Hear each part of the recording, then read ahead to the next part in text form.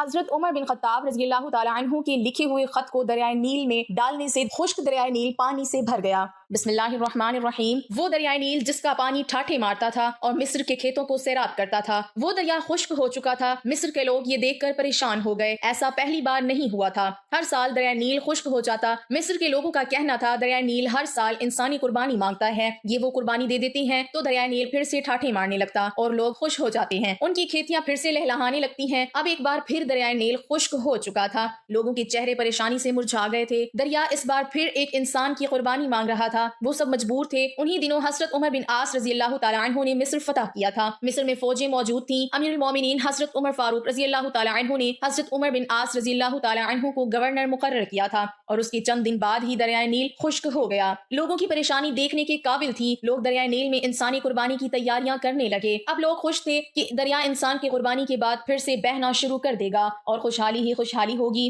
آخر وہ دن بھی آ گیا جس دن ایک انسان کی قربانی دریائے نیل کو بھینٹ چڑھ جانا تھا۔ لوگ صبح ہی صبح تیار ہو کر باہر نکل آئے جیسے عید کا سما ہو، ہر شخص کے چہرے خوشی سے جھلک رہے تھے۔ حضرت عمر بن عاص رضی اللہ تعالیٰ عنہ دریائے نیل کی خشک ہونے کی وجہ سے سخت پریشان تھے۔ جب انہوں نے سنا کہ یہ لوگ دریائے نیل کی بھینٹ چڑھانے کے لیے ایک انسان کو قربان کرنے لگے ہیں تو وہ تڑپ اٹھے کہ یہ تو سراسر ظلم ہے، دریا کے لیے ایک انسان کو قتل کر دینا کہاں کی عقل مندی ہے۔ حضرت عمر بن عاص رضی اللہ تعالیٰ عنہ اپنے چند آدمیوں کے ساتھ دریائے نیل کی طرف چل پڑے۔ وہ اس قربانی کو ہر حال میں رکوانا چاہتے تھے۔ جب وہ دریائے نیل کے پاس پہنچے تو انہوں نے وہاں عجیب سما دیکھا، لوگ زرق بھرق کپڑے پہنے وہاں موجود تھے، ہر شخص کے چہرے پر خوشی تھی۔ جب ان لوگوں نے گورنر کو دیکھا تو حیران رہ گئے اور سوچنے لگے شاید گورنر بھی اس قربانی کو دیکھنے کے لیے آئے ہیں۔ حضرت عمر بن عاص رضی اللہ تعالیٰ عنہ نے دیکھا کہ لوگ ایک 15 سالہ لڑکی کو وہاں لے آئے۔ اس لڑکی نے زرق بھرق لباس پہنا ہوا تھا، وہ زیورات سے لدی بندھی تھی، لڑکی خوف سے کانپ رہی تھی، اس کا چہرہ ہلدی کی طرح زرد ہو رہا تھا۔ لڑکی لڑکھڑاتے قدموں سے آگے بڑھ رہی تھی، وہ لرزتی کانپتی ہوئی لوگوں کے ہمراہ دریا کے کنارے پر پہنچ کر رک گئی۔ اس نے مڑ کر اپنے باپ کو دیکھا،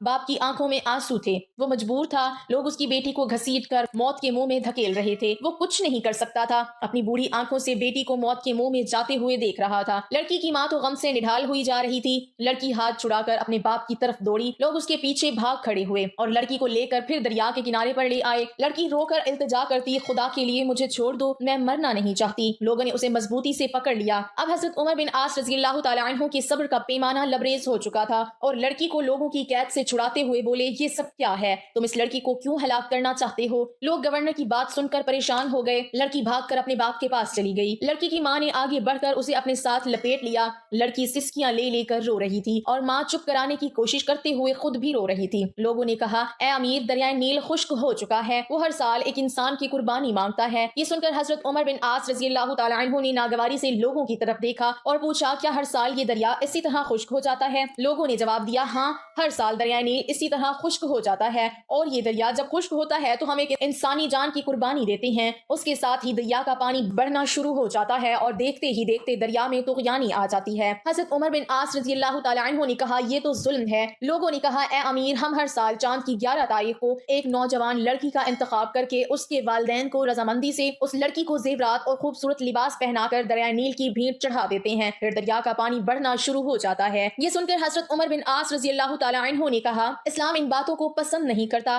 تم ہر سال ایک انسان کو قتل کر دیتے ہو، دریا کی بھینٹ چڑھا دیتے ہو، یہ تو سراسر ظلم ہے۔ اسلام ان فضول باتوں کو مٹانے کے لیے آیا ہے، آئندہ تم ایسا نہیں کرو گے۔ یہ سن کر لوگ بولے، دریا تو پھر خشک ہو جائے گا، ہماری کھیتیاں برباد ہو جائیں گی، ہم بھوک سے مر جائیں گے، ہمارے جانور ہلاک ہو جائیں گے۔ حضرت عمر بن عاص رضی اللہ تعالیٰ عنہ نے کہا، تم پریشان نہ ہو، ایسا کچھ نہیں ہوگا۔ حضرت عمر بن عاص رضی اللہ تعالیٰ عنہ نے انہیں یہ رسم ادا کرنے کی اجازت نہ دی۔ اب لوگ بڑے پریشان ہوئے کہ ایسا نہ کیا تو ہر طرف خشک سالی ہو جائے گی اور ہم سب بھوک سے مر جائیں گے۔ اب ان کی سمجھ میں نہیں آ رہا تھا کہ وہ کیا کریں، ان میں اتنی جرت نہ تھی کہ وہ گورنر کی حکم کی عدولی کر سکے۔ وہ سب خاموشی سے سر جھکائے کھڑے ہو گئے۔ حضرت عمر بن عاص رضی اللہ تعالیٰ عنہ نے لڑکی کو اس کے ماں باپ کے ساتھ گھر بھجوایا اور لوگ بھی آہستہ آہستہ وہاں سے جانے لگے۔ چند دنوں تک دریائے نیل بالکل خشک ہو گیا، اس میں ایک بوند بھی پانی نہ آیا۔ لوگ بکھلا گئے، ان کی کھیتی باڑی دریائے نیل کے پانی سے قائم تھی، اب تو دریائے نیل خشک ہو چکا تھا، زمینیں بنجر ہو گئیں، لوگ فاقوں سے مرنے لگے، جان जानवर चारा न होने की वजह से तड़प तड़प कर जाने दे रहे थे। ये देखकर लोगों ने मिस्र से निकलकर दूसरे इलाकों का रुख लिया।